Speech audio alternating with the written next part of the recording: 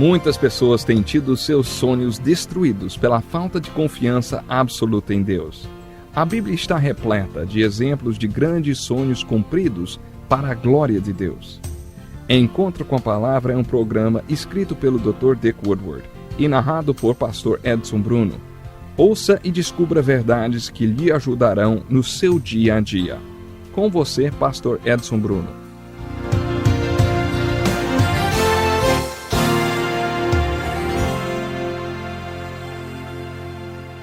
Olá, estamos de volta para mais um Encontro com a Palavra, um estudo da Santa Palavra de Deus.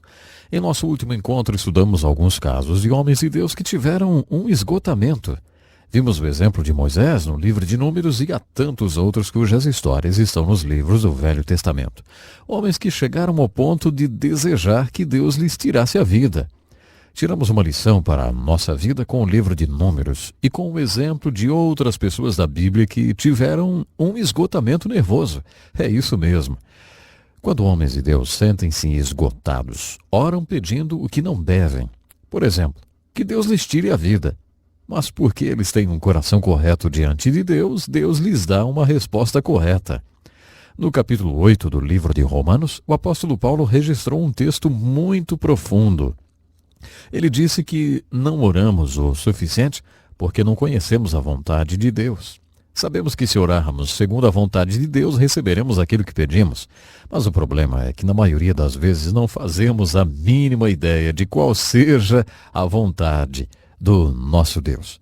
Por isso não oramos. Em Romanos capítulo 8, versos 26 a 28, Paulo afirma que devemos orar mesmo que oremos errado. Se você orar errado, mas o seu coração estiver correto diante de Deus, o Espírito Santo que habita em você e conhece a vontade de Deus, intercederá por você, de acordo com a vontade de Deus.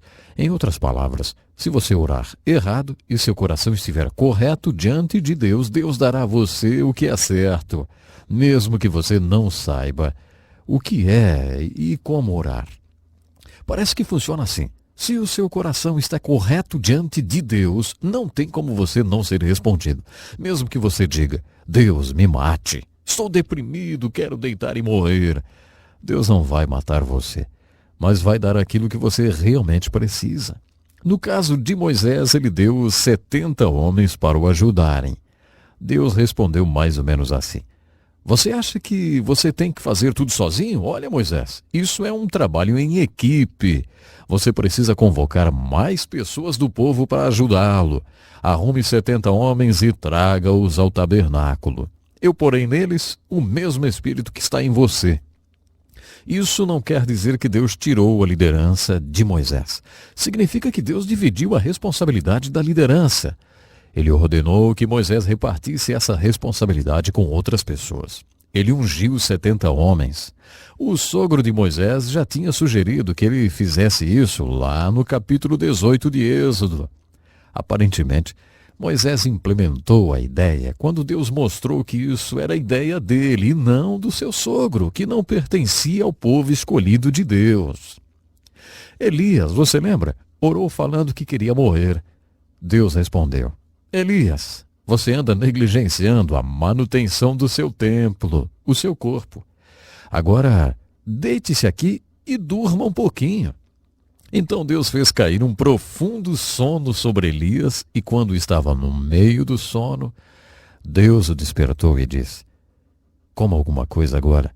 A comida tinha sido providenciada sobrenaturalmente e Elias comeu. Depois Deus disse, agora volte a dormir um pouco mais. As Escrituras dizem que quando Elias acordou do seu segundo sono, a energia que Elias ganhou com aquela carne durou 40 dias. Será que você, líder, não está precisando dormir um pouquinho mais? Olha, pense nisso, viu? Bom, se você ler todo o esforço físico que Elias fez quando desafiou os profetas de Baal, perceberá que ele estava esgotado fisicamente.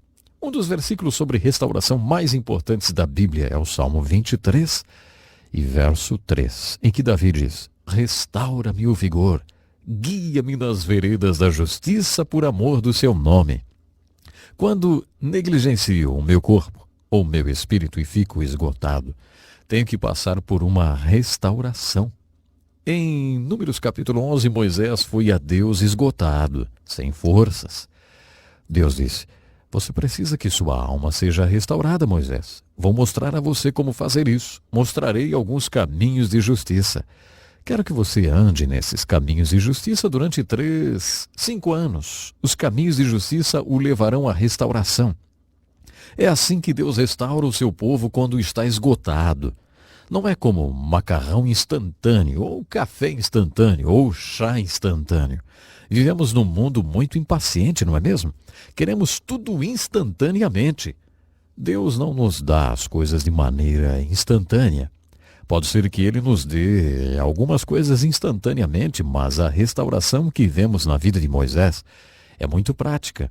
Deus disse: mostrarei os caminhos de justiça que restaura a sua alma. Reúna 70 homens para ajudar você. Divida a carga, Moisés. Vamos dar uma organizada por aqui. Vamos nomear algumas pessoas e delegar tarefas a elas. Tão prático como a receita que ele deu a Elias.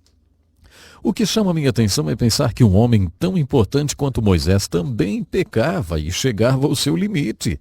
Chegava ao seu limite, isso mesmo. Sabe que isso me consola até? Eu não sei quanto a você, mas consola-me quando vejo essas características tão humanas nos personagens da Bíblia. Faz-me bem ver que eram seres humanos comuns como eu. Assim não me sinto um caso perdido, não. Muitas pessoas pensam que quando nos convertemos, deixamos de ser humanos. Por isso acho importante que a Bíblia aponte as características humanas de seus personagens. Eles não são personagens mitológicos. São pessoas comuns, são tão humanos quanto você e eu. Mas acontece que eram seres humanos controlados pelo Espírito Santo de Deus. Por isso podiam fazer tudo o que fizeram.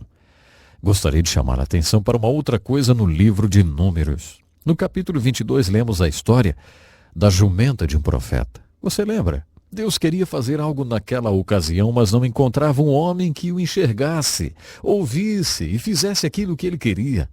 Deus tinha uma mensagem para dar e não encontrava um homem que falasse por ele. Sendo assim, Deus encontrou um burro que o enxergava e foi através dele que Deus falou. Lembram? Através da jumenta de Balaão. Quando eu estava fazendo o seminário, tive sérios problemas teológicos. Eu tinha uma questão martelando a minha cabeça e tinha dúvidas quanto à inspiração das Escrituras. Um dos meus maiores problemas era essa história de Números 22. Por alguma razão eu fiquei fixado nessa história. Perguntei aos meus professores super conservadores: escuta, eu tenho que crer que Deus falou através de um burro para ser salvo? Eu não sei por que a fixação nessa pergunta, mas eles ficaram realmente preocupados comigo e começaram a fazer reuniões de oração, porque eu tinha feito aquela pergunta. Você é salvo por causa da sua visão a respeito da inspiração da Bíblia ou porque crê no Evangelho de Jesus Cristo? Bom, na verdade essa era a minha pergunta, mas eu me fixei na questão do burrinho. Para mim era difícil acreditar que Deus tivesse falado através de um burro. Você já viu um jumento? Já ouviu o barulho que ele faz? Se você observar um jumento, perceberá porque não é nenhum elogio chamar alguém de jumento. O fato de Deus ter falado através de um jumento desafiava muito a minha fé. Conheço um pastor que certa vez foi a um banquete para donos de hotéis. O evento aconteceu numa cidade turística e sua principal fonte de renda eram os hotéis. O pastor foi convidado a fazer a abertura do banquete. Muitas vezes, em ocasiões como essa, os pastores ficam em evidência. Ele fez a abertura do programa, em que viria a ter momentos de constrangimento. O mestre de cerimônias contou várias piadas. Toda vez que ele contava uma de suas piadas, as pessoas olhavam para o pastor se perguntando o que ele tinha achado. O pastor não sabia como reagir. Todos sabiam que ele era um pastor. Será que ele deveria rir das piadas? Ele não estava confortável com aquela situação. Será que ele deveria demonstrar que não estava gostando daquela história? Como é que ele deveria reagir, hein? Foi então que lhe veio esse pensamento. Como Jesus reagiria? Através das Escrituras, ele sabia que Jesus gostava de reuniões como aquela. Jesus participou de banquetes com publicanos e pecadores. Ele não era contra festas, contra reuniões e festivais. Ele ia nesse tipo de evento. As pessoas gostavam da sua presença. O pastor ficou pensando em como Jesus reagiria. Foi então que orou: Senhor, como é que o Senhor iria lidar com essa situação, hein? Nesse momento que teve a revelação de que Jesus os amava, então lhe ocorreu: será que amo essas pessoas? Será que elas sabem que eu as amo de verdade? Ele estava sentado em frente ao prefeito da cidade. O prefeito tinha problemas com bebida e já estava bêbado quando eles começaram a conversar. O prefeito estava muito bêbado. Mais uma vez o pastor pensou: será que eu o amo? Será que ele sabe que eu o amo? Então o pastor começou a orar: Senhor, dê-me algum tipo de abertura para que eu possa mostrar a esse homem que realmente o amo. Um estava sentado de frente para o outro. Naquele momento o prefeito falou para o pastor: Ei, pastor, tenho um bom conselho para o senhor.